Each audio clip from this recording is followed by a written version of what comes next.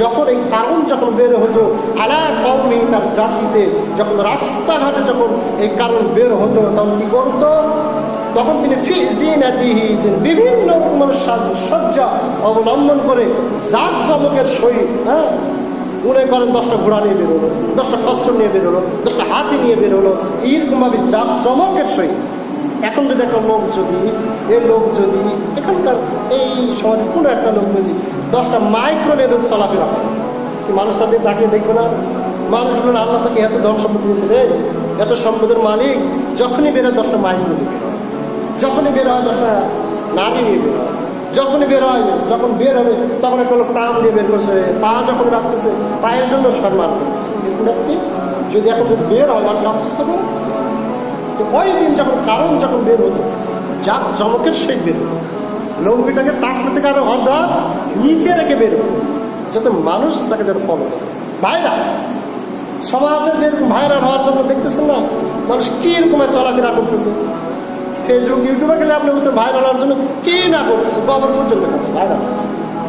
হ্যাঁ, এবং বিভিন্ন জিনিস কাঁচা জিনিস খাওয়ার পর্যন্ত সেটা খাচ্ছে কি স্বাদ আর ভাইরাল হচ্ছে, সেই স্বাদ সেই টেস্ট ভাইরাল হচ্ছে। অযথা গোবর খাচ্ছে, মাটি খাচ্ছে, বালু খাচ্ছে, বালু পর্যন্ত চাবি চাবি কে হচ্ছে, দেখেন ভাইরাল হওয়া সব ভাইরাল হওয়া। প্রত্যেকটা কথা আপনি ইউটিউবে সার্চ দেন দেখতে পাবেন ভাইরাল হবে। যে তিনি যেভাবে তিনি এলাকার একটা ধনবান একজন ব্যক্তি, যার চাবি বহন করার জন্য কি থাকতো, যুবক থাকতো, একটা দল থাকতো, যেমন ব্যক্তিত্ব অহংকার তো হবে স্বাভাবিক। রাস্তাতে এমন পোশাক পরিধান করতে, কি সুন্দর টাই, কি সুন্দর পোশাক, না দামি যদি পুলিশের পোশাক পরে যদি বেরার ভিতরে অটোমেটিক অহংকার পাপ হয়ে যায়।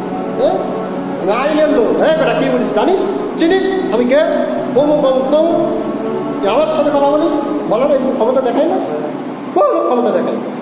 উনি যদি না পারে তাহলে বলে বেটা জানিস এসআই, তার সাথে লাগিস, হ্যাঁ আর বেটা এসআই অমুক। ঠিক অনুরূপ ভাবে কারণ যখন বেরোতো বিভিন্ন জাঁকজমকের সহিত বেরোতো, তখন